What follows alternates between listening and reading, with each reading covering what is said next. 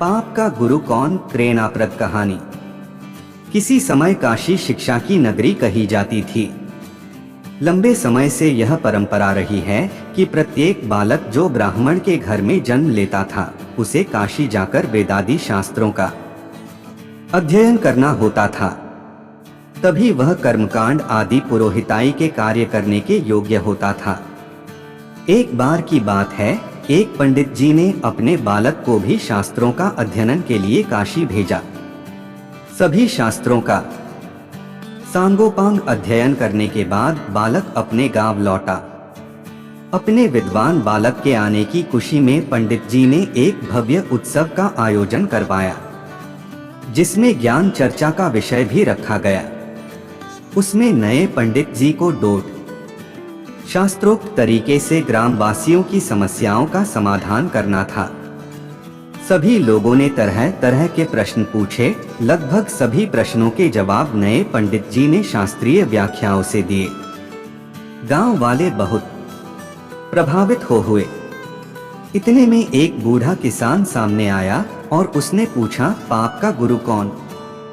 पंडित जी ने अपना दिमाग खूब दौड़ाया, लेकिन इसका जवाब उन्हें कहीं नहीं मिला। अंत में पंडित को लगा कि अभी उनका ज्ञान अधूरा है।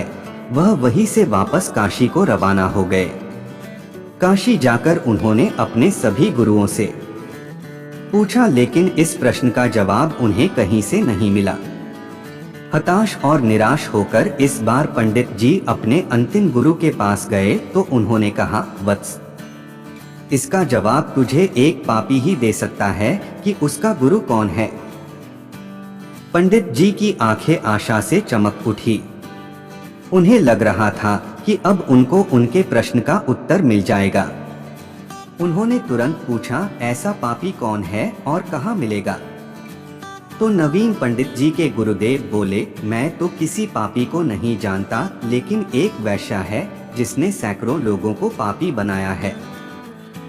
वह तुम्हारे इस प्रश्न का जवाब दे सकती है। पंडित जी बिना कोई देर किए वैश्या के घर की ओर रवाना हुए। पंडित जी को आता देख वैश्या ने स्वागत में व्यंग करते हुए कहा, ज्ञान के साधक आज अज्ञान की सेवा में कैसे? पंडित जी ने स्वाभिमान पूर्वक कहा, हे देवी, मुझे सेवा की कोई आवश्यकता नहीं, केवल अपने एक प्रश्न का उत्तर चाहिए और उसका उत्तर केवल तुम दे सकती हो, इसलिए तुम्हारे पास आना पड़ा। मुस्कुराते हुए वैश्या बोली, पूछिए महाशय, ऐसा कौन सा प्रश्न है जिसका जवाब केवल मैं ही दे सकती हूँ? पंडित जी बोले, मैं जानना चाहता हूँ कि पाप का गुरु कौन है।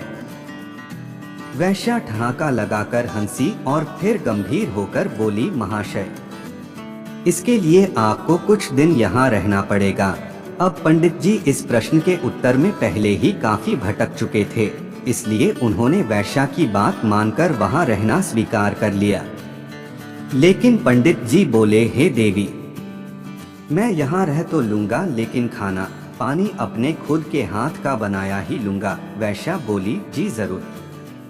इस तरह 4 दिन बीत गए। प्रतिदिन पंडित जी खाना बनाते और अपनी पेट पूजा करते थे। आखिर परेशान होकर पंडित जी ने वैश्या से पूछ ही लिया, हे देवी, मुझे मेरे प्रश्न का जवाब कब मिलेगा? वैश्या बोली, थोड़ा सब्र रखिए महोदय, बस एक दिन की और बात है। उसी दिन पंडित जी का खाने पीने का सामान भी खत्म हो गया। वैश्या का ठिकाना गांव से काफी दूर था। उस पे भी भयंकर गर्मी और चिलचिलाती धूप देखकर पंडित जी ने सोचा, शाम को बाजार जाकर सामान लाऊंगा। सुबह से भूखे पंडित जी अपनी पोथियों के पन्ने पलट रहे थे। तभी अचानक वैश्या का आगमन हुआ।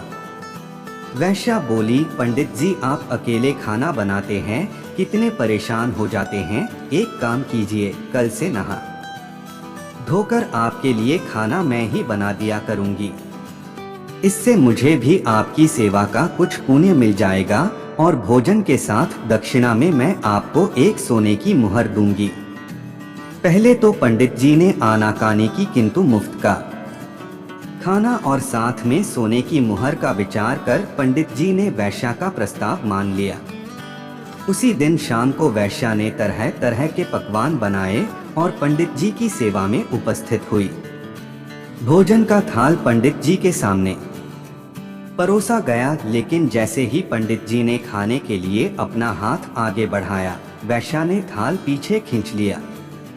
वैश्या के इस व्यवहार से पंडित जी क्रोधित हो गए और तिलमिलाकर बोले, ये क्या मजाक है। वैश्या ने विनम्रता पूर्वक कहा, श्रीमान, यही आपके प्रश्न का उत्तर है। पंडित जी, मैं कुछ समझा नहीं।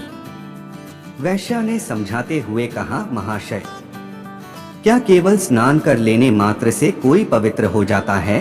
क्या मेरी अपवित्रता केवल इतनी ही है जो केवल स्नान करके मिटाई जा सकती है? नहीं, लेकिन मुफ्त के भोजन और स्वर्ण मुद्राओं के लोभ में आप अपने वर्षों के नियम को क्षण भर में नष्ट करने के लिए तैयार हो गए। यह लोभ ही पाप का गुरु है श्रीमान।